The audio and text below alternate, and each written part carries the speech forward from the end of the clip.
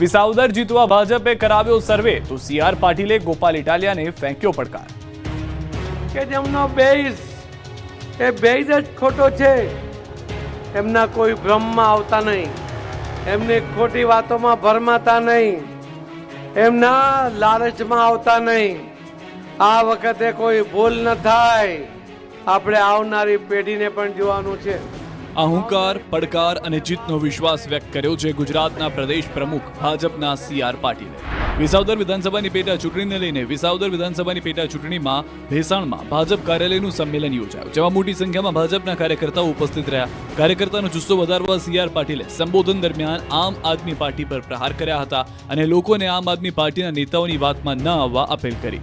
જોરશોરથી પ્રચાર કરી વિસાવદરમાં ભાજપનો પરચમ લહેરાવા હાંકલ કરી તો આ સંમેલનમાં રાજકીય સલાહકાર ડોક્ટર હિરેન ગેલાણી દ્વારા એક સર્વેના આંકડા રજૂ કરાયા, જેમાં દાવો કરાયો કે 73% લોકો ભાજપના ઉમેદવાર માટે પોઝિટિવ છે।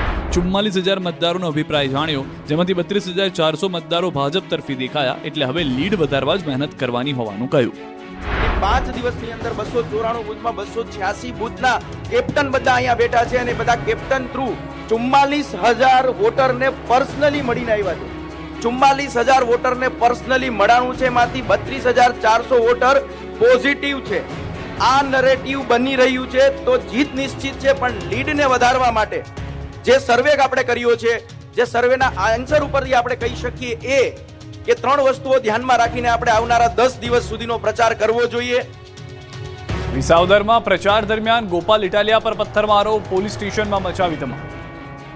ભાજપના ઉમેદવાર કિરીટ પટેલના ખાસ સમર્થક અને નાસિર મેતરના ગુંડાઓ, જે કિરીટ પટેલના ખાસ સમર્થકના ગુંડાઓએ અમારી ઉપર પથ્થરમારો કર્યો। વિસાવદરની પેટા ચૂંટણીમાં હવે મારામારી અને હુમલાના આરોપો લાગવાના શરૂ થઈ ગયા છે। આમ આદમી પાર્ટીના ઉમેદવાર અને તેમના સમર્થકોએ આરોપ લગાવ્યો કે ભાજપ અને કિરીટ પટેલના ગુંડાઓએ પથ્થરમારો કરીને હુમલાનો પ્રયાસ કર્યો, ધમકીઓ આપી। ઇટાલિયાના દાવા પ્રમાણે વિસાવદર શહેરના જીવાપરમાં ચૂંટણી સભા હતી, જોકે સભા સ્થળ પર પહોંચીને કેટલાક તત્વોએ ડરાવવા ધમકાવવાનો પ્રયાસ કર્યો અને હુમલો કર્યો। ઇટાલિયા અને યુવરાજસિંહ સહિતના નેતાઓ રાત્રે જ વિસાવદર પોલીસ સ્ટેશન પહોંચી ગયા અને આરોપ લગાવ્યો કે અધિકારીઓ રજૂઆત સાંભળવા આવતા નથી, જોકે બાદમાં પોલીસ અધિકારી આવ્યા અને ઇટાલિયાની રજૂઆતો સાંભળી યોગ્ય કાર્યવાહીની ખાતરી આપી। અમરેલીના ધારાસભ્ય કૌશિક વેકરિયાના જન્મદિવસે પાટીલે આપી સરપ્રાઈઝ। અમરેલીના ધારાસભ્ય અને વિધાનસભાના નાયબ મુખ્ય દંડક કૌશિક વેકરિયાના જન્મદિવસ નિમિત્તે અમરેલી વિધાનસભા વિસ્તારમાં અલગ અલગ રીતે સામાજિક સંસ્થાઓ, યુવાનો દ્વારા ઉજવણી કરવામાં આવી રહી છે।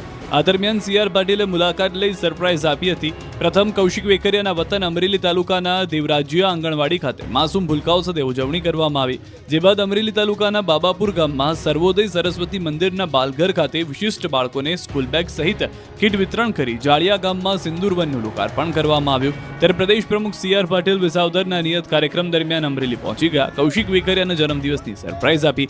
CR પાટીલે જાળિયા ગામમાં સિંદૂર વનનું લોકાર્પણ કર્યું। CR પાટીલ સાથે મંત્રી મુકેશ પટેલ પણ ઉપસ્થિત રહ્યા। ભાજપવાળા રૂપિયા આપે તો લઈ લેજો, પણ મત તો કોંગ્રેસને જ આપજો, કડીમાં જ્ઞાનીબેન ઠાકોર ગરજ્યા। ભાજપવાળા કઈ નાના મોટી લોભ લાલચ કઈ પૈસા નામ બધું કરે તો કઈ આઈડા રાઈડું વેચીને કે મજૂરી કરીને ભેગા કરેલા નથી।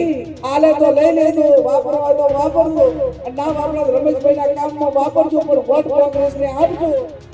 કંઈક આ પ્રકારે આડકતરી રીતે બનાસકાંઠાના કોંગ્રેસના સાંસદ જ્ઞાનીબેન ઠાકોરે ભાજપ પર પ્રહાર કર્યા। જ્ઞાનીબેન ઠાકોરે કડી વિધાનસભાની પેટા ચૂંટણીના પ્રચાર કરી રહ્યા હતા, ત્યારે રાજપુરા ગામે કોંગ્રેસની સભામાં કોંગ્રેસ માટે મત માંગતી વેળાએ ભાજપ પર પ્રહાર કરતા લોકોને અપીલ કરી કે ભાજપવાળા લાભ લાલચમાં પૈસા આપે તો લઈ લેજો, તમારે વાપરવા હોય તો વાપરજો, નહીં તો કોંગ્રેસના નેતા રમેશભાઈના કામમાં વાપરજો, પણ મત કોંગ્રેસને જ આપજો।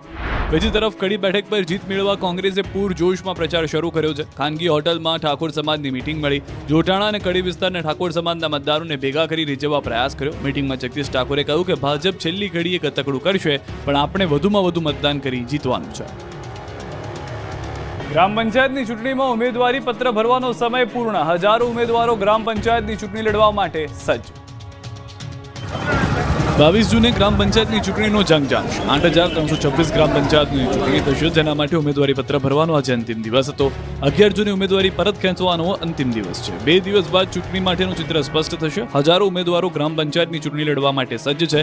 આવતીકાલે ઉમેદવારી પત્રોની ચકાસણી થશે. 25 જૂને ગ્રામ પંચાયતોની ચૂંટણીની મતગણતરી થશે. આ તરફ કચ્છની 166 ગ્રામ પંચાયતોની ચૂંટણીને લઈને ધમધમાટ શરૂ થઈ ગયો છે. આજે ફોર્મ ભરવાની છેલ્લી તારીખ હોવાથી તાલુકા પંચાયતોમાં ભારે ભીડ જોવા મળી. છેલ્લા દિવસે અનેક દાવેદારોએ શુભ મુહૂર્તમાં ફોર્મ ભર્યું. પદ્ધર ગામે 2 પેનલ વચ્ચે જામશે ખરાખરીનો જંગ. પદ્ધર ગામ પંચાયતમાં વર્ષોથી અટવાયેલા પ્રશ્નોને લઈને ચૂંટણી જંગ જામશે. માધાપર નવાબાસ ગ્રામ પંચાયતમાં જામ્યો ત્રિપાંખીયો જંગ. રતનાલમાં વર્ચસ્વની લડાઈ વચ્ચે મોટા રાજકીય નેતાના પુત્રએ સરપંચ માટે દાવેદારી નોંધાવી. આ બાજુ અરવલ્લીના બાયડ તાલુકાની ફતેપુરા ગ્રામ પંચાયત સમરસ થઈ. વિભાજન બાદ પ્રથમ ચૂંટણીમાં જ સમરસ થઈ પંચાયત. કોકિલાબેન નવલસિંહ પરમારને બિનહરીફ સરપંચ તરીકે જાહેર કરાયા. ધારાસભ્ય ધવલસિંહ ઝાલાની ઉપસ્થિતિમાં પંચાયત સમરસ બની. અગાઉ કરેલી જાહેરાત મુજબ ધારાસભ્ય પંચાયતને આપશે ઇનામ. વિકાસના કામો માટે 10 લાખ રૂપિયાની ગ્રાન્ટ આપશે ધારાસભ્ય. ધારાસભ્ય ધવલસિંહ ઝાલાની આગેવાનીમાં અત્યાર સુધીમાં 4 ગ્રામ પંચાયત સમરસ થઈ. કડી વિધાનસભા ચૂંટણીમાં ભાજપે પાડ્યું ભંગાણ. આખું ગામ આજે ભાજપમાં જોડાયું. કડી તાલુકાના કૈયલ ગામ ભાજપમાં જોડાયું છે. પ્રમુખ CR પાટીલ પણ ઉપસ્થિત રહ્યા છે. મહત્વનું છે કે કૈયલ ગામનું 1500નું છે વોટિંગ. ટાર્ગેટ પૂર્ણ કરવા દુકાનોમાં માર્યા સીલ. વેપારીએ દુકાન બહાર કચરો ફેંકે તો તેને સીલ કરવામાં આવે, દંડ ફટકારે. પરંતુ એમસી ટાર્ગેટ પૂર્ણ કરવા જાણે પહેલા દુકાનને સીલ મારી દે છે, પછી દુકાન બહાર કચરો ઠાલવી તોડ કરે છે, જેનો આ બોલતો પુરાવો છે. અમદાવાદના બોડકદેવ વિસ્તારમાં સોલિડ વેસ્ટ વિભાગની ખોટી કાર્યવાહી સામે આવી. આ વિસ્તારમાં આવેલી એક પાનની દુકાનની એમસીએ કચરો બહાર ફેંકવા બદલ સીલ મારી દીધી, દંડ પણ ફટકાર્યો. પછી રાત્રે સફાઈ કર્મી પાસે દુકાન બહાર કચરાના ઢગલા કરાવવામાં આવ્યા. સમગ્ર ઘટના સીસીટીવીમાં કેદ થઈ જતા સોલિડ વેસ્ટ વિભાગનું પાપ સામે આવી ગયું છે. એમસીની ફેક કામગીરી સામે આવી. ત્યારે સવાલ એ છે કે શું તંત્ર તેના ટાર્ગેટ પૂર્ણ કરવા આ રીતે ઢોંગ કરે છે? પોતાના કિસ્સા ભરવા આ રીતે પ્રજાને પરેશાન કરે છે? દીવમાં દારૂ લેવા માટે ગુજરાતના લોકોની પડાપડી. દારૂની દુકાન બહાર દારૂ લેવા પડાપડી. કોડીનાર અને ઉનાના લોકોની દારૂ લેવા પડાપડી. સોશિયલ મીડિયામાં વિડીયો વાયરલ થયો છે. ઉના કોડીનારના બુટલેગરોને દારૂ અપાતો હોવાનો આરોપ. જાહેરમાં દીવમાં દારૂ પીવા પર છે પ્રતિબંધ.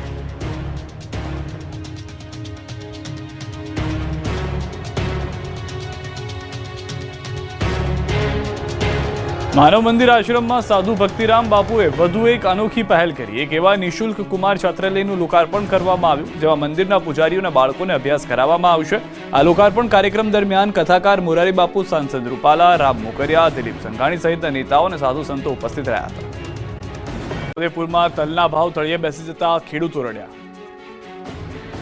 છોટાઉદેપુર પંથકમાં ખેડૂતોએ સારા ભાવ મળશે તેવી આશાએ હોશે હોશે તલનું મબલક વાવેતર કર્યું. ધારણા મુજબ તલનું બમ્પર ઉત્પાદન પણ થયું, પણ તલ માર્કેટમાં લઈને પહોંચ્યા અને ભાવ સાંભળ્યા તો ખેડૂતના પગ તળેથી જમીન ખસી ગઈ. કેમ કે તલના ભાવ એક જ વર્ષમાં તળિયે બેસી જતા ધરતીપુત્રોને રડવાનો વારો આવ્યો. ગત વર્ષ કરતા આ વર્ષે તલના ભાવમાં ધરખમ ઘટાડો થયો. નસવાડી, બોડેલી, સંખેડા તાલુકામાં 20 કિલો તલના 1700 રૂપિયા, જ્યારે ક્વિન્ટલના 8500 રૂપિયા મળતા ખેડૂતોમાં નારાજગી છે. ગત વર્ષે 20 કિલોના 2800 રૂપિયા હતા અને ક્વિન્ટલના 14000 રૂપિયા હતા. આ વખતે ભાવ વળતા થઈ ગયા. ઉપરથી કમોસમી વરસાદમાં પાક ધોવાતા બમણો ફટકો પડ્યો. હવે મજૂરીનો ખર્ચ પણ નીકળે એવો નથી. બેંકમાંથી લોન લીધી છે તે પણ ભરપાઈ થઈ શકે તેમ નથી, જેથી હાલ ધરતીપુત્રોનો પાયમાલ થવાનો વારો આવ્યો છે. તલ તો ખેડૂતોના સપનાના તાર કરી ચૂક્યું છે.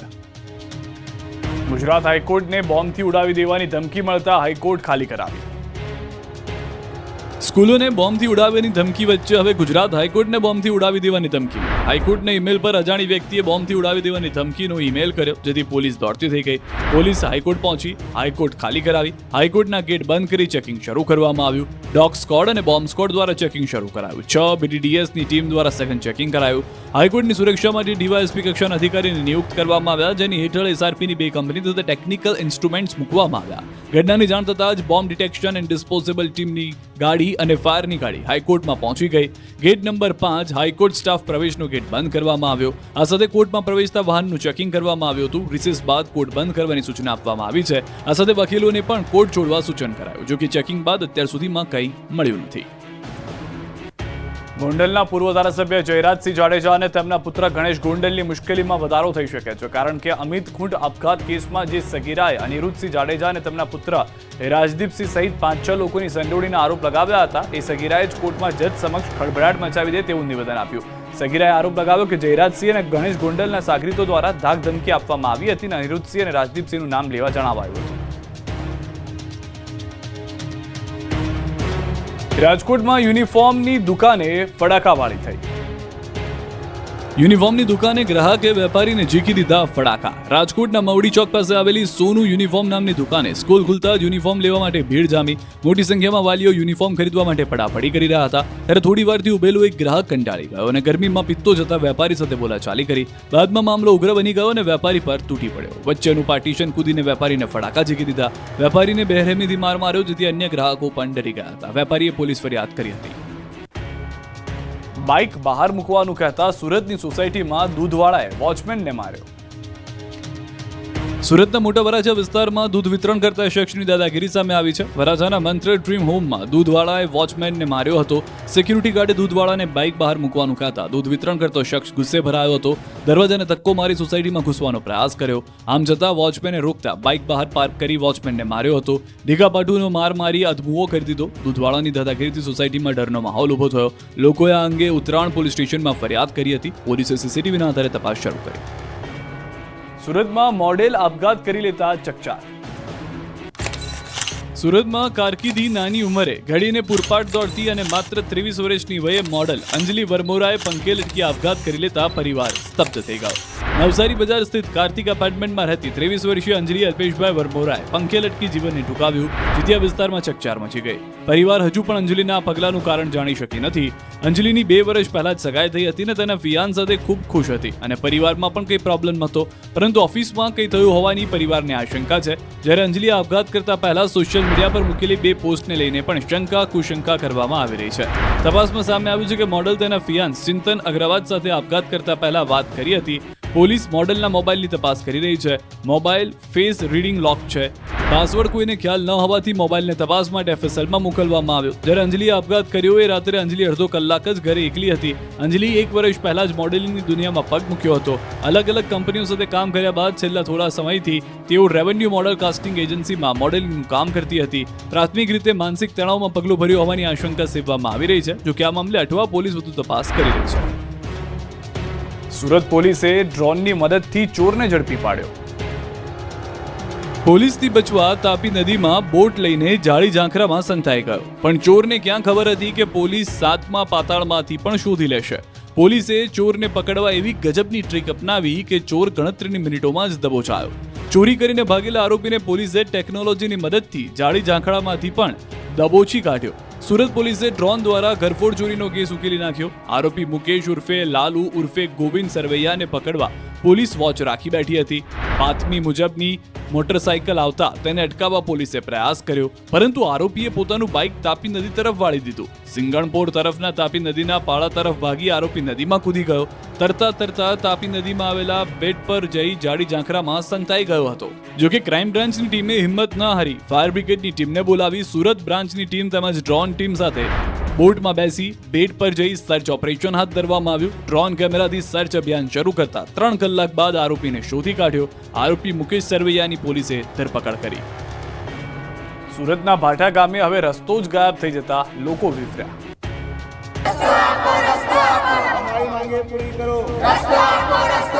2-2.5 મહિનાથી આ સમસ્યા છે અને મુશ્કેલી તો ઘણી છે, કારણ કે અમારે આવવા જવાનો કોઈ રસ્તો જ નથી. અમને ગાડી વાહન એવું લઈને તકલીફ પડે છે જવા આવવાની. અમે કોલેજે સારાએ કઈ રીતે જઈ શકીએ? કારણ કે પેલા અંબાલાલભાઈની આગાહી હતી 22 તારીખે વરસાદ પડવાનો છે, છતાં એ લોકોએ કામ બી ચાલુ રાખ્યું હતું અને કોઈ બી સંજોગમાં એ લોકોએ સંપૂર્ણ કામ પૂરું કર્યું નથી. આ વિરોધ, આક્રોશ અને હલ્લાબોલનું કારણ છે રોડ. સુરતના ભાઠા ગામે તંત્રની બેદરકારીથી આખો રોડ જ ગાયબ થઈ જતા લોકોની મુશ્કેલીમાં વધારો થયો છે. મહાનગરપાલિકાએ ચોમાસા પહેલા રોડનું કામ પૂર્ણ ન કરતા હાલ કાદવ કિચડના કારણે રોડ જ શોધવો પડે તેવી સ્થિતિ છે. સુરતના ભાઠા ગામના લોકોની રસ્તાની તકલીફનો સામનો કરવો પડી રહ્યો છે. ભાઠા ગામથી માયાવંશી મોહલ્લા જતો માર્ગ હજુ સુધી નથી બન્યો, જ્યારે ડ્રેનેજનું કામ પૂરું થઈ ગયા બાદ પણ રસ્તાનું કામ અટવાયું છે. છેલ્લા 1 મહિનાથી પણ વધુ સમયથી કામ બંધ રહેતા 50થી વધુ પરિવારની મુશ્કેલી વધી ગઈ છે. લોકોને શહેર જવું હોય તો 1 કલાક વહેલું નીકળવું પડે છે. અપડાઉન કરતા વિદ્યાર્થીઓ પણ પરેશાન છે. મહાનગરપાલિકા, કોર્પોરેટર અને તંત્રની રજૂઆત છતાં કોઈ અસર નથી થઈ. લોકો હવે બીજાની ખાનગી જગ્યામાંથી પસાર થવા મજબૂર થયા છે. રાજકોટની ન્યૂ કેદારનાથ સોસાયટીમાં અશાંત ધારાનો અમલ ન થતા સ્થાનિકોએ કલેક્ટર કચેરીને ગજવી. સરકાર દ્વારા જે લાગુ થયેલો અશાંત ધારાનો નિયમ છે એનું પાલન છેલ્લા ઘણા સમયથી આ થતું નથી.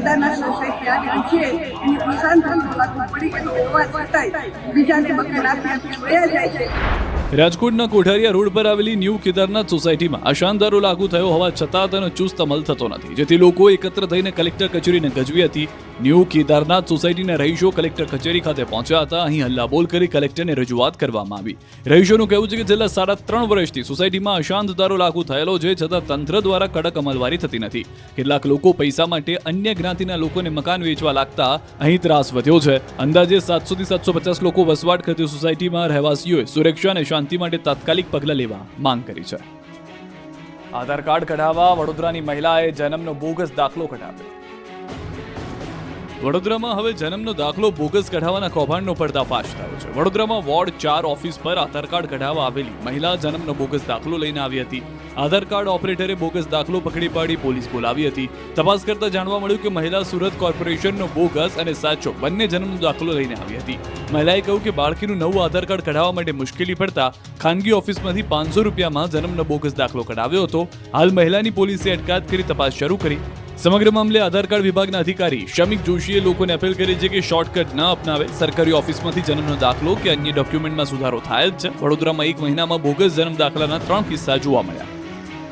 35 દિવસ બાદ રાજ્યની 54,000થી વધુ શાળાઓ કોલાહલથી ગુંજી ઉઠી. કુમકુમ તિલક કરી એન્ટ્રી અપાઈ. 35 દિવસ સુધી સુમસામ રહેલી રાજ્યની શાળાઓ ફરી બાળકોના કલરવથી ગુંજી ઉઠી. રાજ્યની તમામ સ્કૂલોમાં આજથી ઉનાળુ વેકેશન પૂર્ણ થઈ જતા નવું શૈક્ષણિક વર્ષ 2025-26 શરૂ થયું. 35 દિવસના વેકેશન બાદ ફરીથી સ્કૂલના કેમ્પસ વિદ્યાર્થીઓના કોલાહલથી ગુંજી ઉઠ્યા. લાંબા વેકેશન બાદ આજથી રાજ્યની 54,000થી વધુ શાળાના દ્વાર વિદ્યાર્થીઓ માટે ખુલ્યા. વિદ્યાર્થીઓ પ્રથમ દિવસે ઉત્સાહ સાથે પહોંચ્યા અને લાંબા સમય બાદ મિત્રો અને શિક્ષકોને મળ્યા. વિદ્યાર્થીઓને કુમકુમ તિલક કરી સ્વાગત કરી પ્રવેશ આપવામાં આવ્યો. રાજકોટમાં તો એક ખાનગી શાળામાં વાછરડીનું પૂજન કરીને વિદ્યાર્થીઓને પ્રવેશ અપાયો હતો. સ્કૂલોમાં બેલ વાગતા જ વિદ્યાર્થીઓને વર્ગખંડમાં પ્રવેશ આપી પ્રાર્થના શરૂ કરી. નવા સત્રનો શુભારંભ શરૂ કરાયો. લાંબા સમયથી ખાલી પડેલા વર્ગખંડો ફરી જીવંત બન્યા. પ્રથમ સત્ર 105 દિવસનું રહેશે અને બીજું સત્ર 144 દિવસનું રહેશે. પ્રથમ સત્ર 15 ઓક્ટોબર સુધીનું રહેશે, જ્યારે 16 ઓક્ટોબરથી દિવાળી વેકેશન શરૂ થશે અને જે 21 દિવસનું રહેતા બીજું સત્ર 6 નવેમ્બરથી શરૂ થશે. પ્રથમ સત્રની પરીક્ષાઓ 11 સપ્ટેમ્બરથી શરૂ થશે. કૃષ્ણા દરિયામાં દાહોદના કાઉન્સિલરની કાર ફસાઈ. ટ્રેક્ટરની મદદથી માંડ બહાર કાઢી. દરિયામાં કાર ફસાઈ ગયા બાદ કંઈક આ રીતે મહામહેનતે માંડ બહાર કાઢી. ભરૂચના જંબુસર તાલુકાના કાવી કંબોઈ દરિયાકાંઠે દાહોદ નગર સેવા સદનના એક કાઉન્સિલર સ્તંભેશ્વર મહાદેવના દર્શન માટે આવ્યા હતા. દરિયાકાંઠે કાર રાખી હતી ત્યારે અચાનક દરિયામાં ભરતી આવતા તેમની કાર દરિયાના પાણીમાં ફસાઈ ગઈ.